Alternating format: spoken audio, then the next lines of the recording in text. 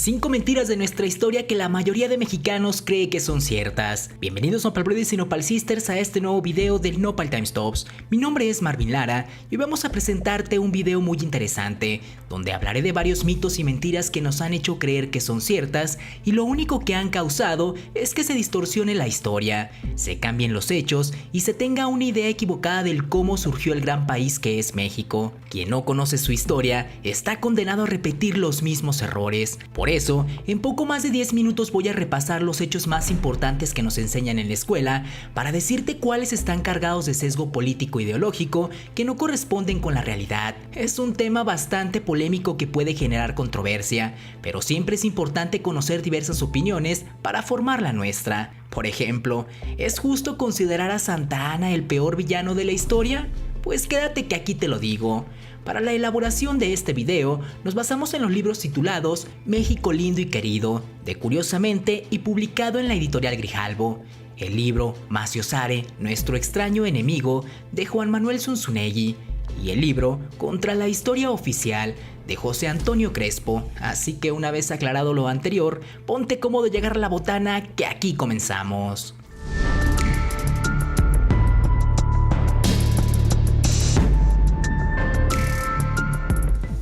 Número 1. La conquista. ¿Fue una pelea de españoles contra indígenas? Una de las primeras ideas equivocadas que nos insertan en la cabeza sobre la historia de nuestro país es que aquí todo era felicidad, ya que éramos habitados por culturas muy avanzadas que construían pirámides maravillosas y que de repente llegaron unos españoles ambiciosos de oro que acabaron con aquella felicidad y armonía que existía. Luego nos invadieron y nos esclavizaron por 300 años, palabras más o palabras menos. Esa es la historia oficial. Lo cierto es que nunca existió esa armonía. En realidad la mayoría de las culturas estaban peleadas con las demás, pero sobre todo estaban peleados con los mexicas, que habían construido todo un imperio cimentado en los altos tributos que debían pagarles, así como el miedo y miles de vidas que fueron sacrificados como ofrenda para sus dioses. Entonces los pueblos sometidos estaban esperando una oportunidad para rebelarse y poner punto final a la tiranía mexica, y los españoles les dieron esa oportunidad, y por eso se convencieron fácilmente de unirse a los invasores. Así pasó con los tlaxcaltecas, pero no fueron los únicos. También los totonacas, los habitantes de Cholula y otras culturas más que se encontró Cortés a su paso previo a la llegada del Valle de México. Si no se hubiesen dado esas alianzas, habría sido imposible para los 600 o 1000 españoles que llegaron derrotar a los mexicas, que junto con sus aliados contaban con fuerza de más de 50,000 hombres.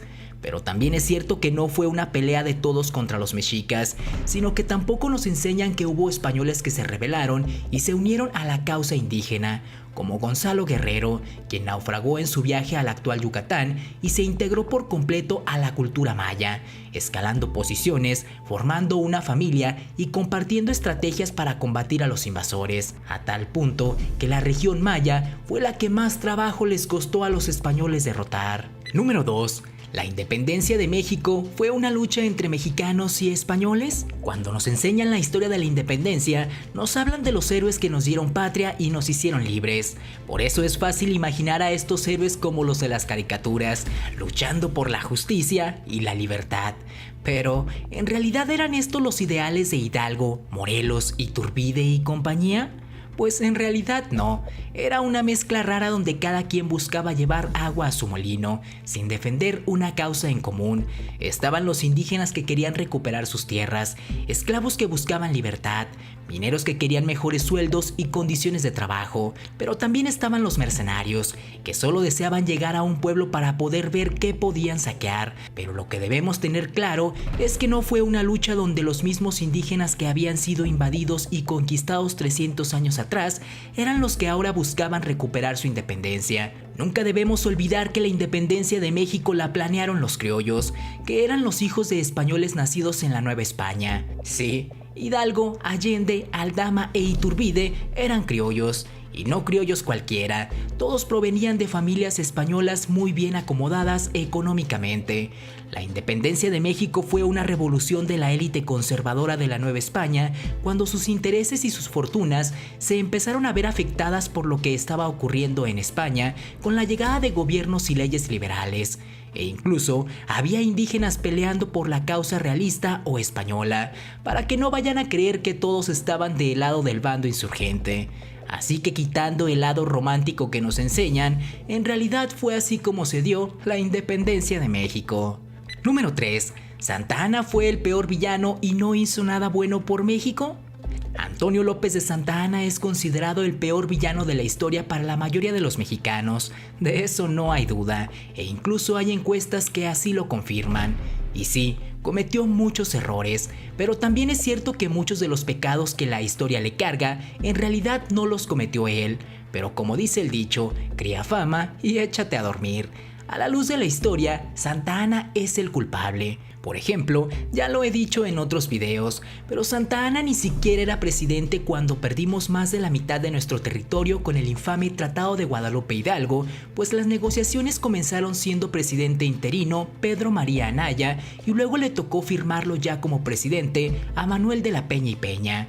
También se le culpa completamente por la pérdida de Texas, y aunque sí fue responsable por su cobardía y malas decisiones, fue factor más importante la presión de Estados Unidos, los propios colonos que habitaban Texas y que no había mexicanos dispuestos a irse a vivir a ese territorio caluroso y árido, a pesar de los distintos esfuerzos del gobierno mexicano por mandar personas para que cuidaran y habitaran ese territorio.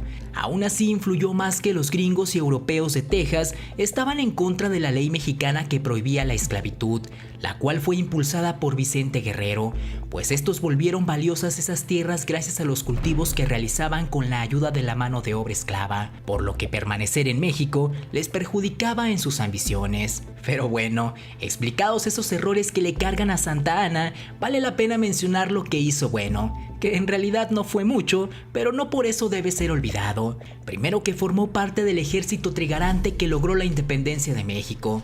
Segundo, que no era un presidente que se escondía ante los conflictos.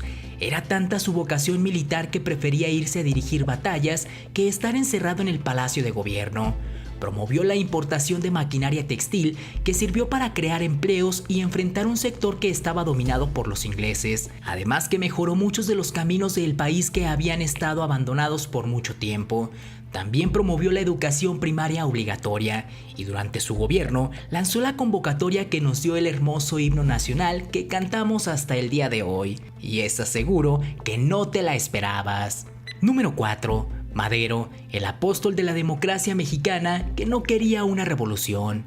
A Francisco I. Madero se le debe ser iniciador de la primera revolución social del siglo XX. Sin embargo, lo que casi nadie dice es que en realidad Madero no se consideraba un revolucionario, sino un reformista amante de la ley de la paz, un religioso devoto al espiritismo y seguidor firme del humanismo cristiano. Y aunque tiene bien ganado el título de apóstol de la democracia, al final resultó ser un pésimo político y peor revolucionario, por lo que terminó convirtiéndose en un mártir de la democracia. Sin embargo, eso no quita haber logrado una hazaña que muchos intentaron pero nadie pudo, la cual fue derrocar al gobierno de Porfirio Díaz. Pocos creían en Madero, incluso su tío Evaristo Madero llegó a comparar su pleito con don Porfirio como la pelea entre un microbio y un elefante. Aún así, el microbio logró que el elefante saliera huyendo a Francia. No es exagerado decir que Madero inició el movimiento armado muy a su pesar, cuando vio que de plano no había otro camino para que Díaz dejara el poder. Incluso en su libro La sucesión presidencial, escribió en 1908 que ese camino era la alternativa más improbable y la menos deseable.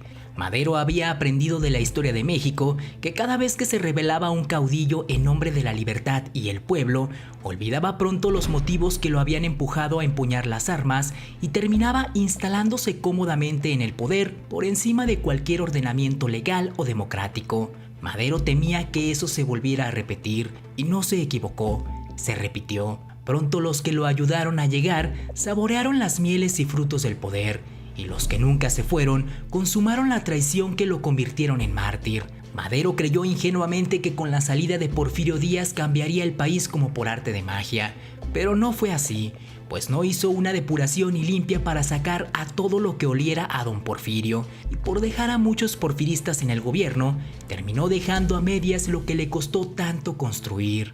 Número 5. El mito del malinchismo impulsado por Lázaro Cárdenas. Ser malinchista o nacionalista, preferir lo extranjero o aferrarse a lo nacional. Dos aspectos del mismo discurso que busca cualquier pretexto para dividir a las personas con fines políticos. Es tal el peso del mito que nosotros inventamos la palabra malinchista en español para describir a quien prefiere lo extranjero por encima de lo nacional. Para formar este mito, se nos enseña desde pequeños que hay cosas que son nuestras y otras que no lo son. Se nos educa para creer que como individuos pertenecemos y nos le debemos a una nación. Se nos instruye para valorar algo que se llama cultura, que no es otra cosa que ideas y tradiciones del pasado que se convierten en una herencia a la que debemos estar encadenados. Lázaro Cárdenas es reconocido por ser uno de los mejores presidentes de la historia de nuestro país, pero también fue quien construyó el nacionalismo revolucionario para formar la identidad nacional, y parte de ese discurso era educarnos con la ideología de que los mexicanos somos los descendientes de los aztecas y que fuimos arteramente conquistados, sometidos y saqueados por los españoles.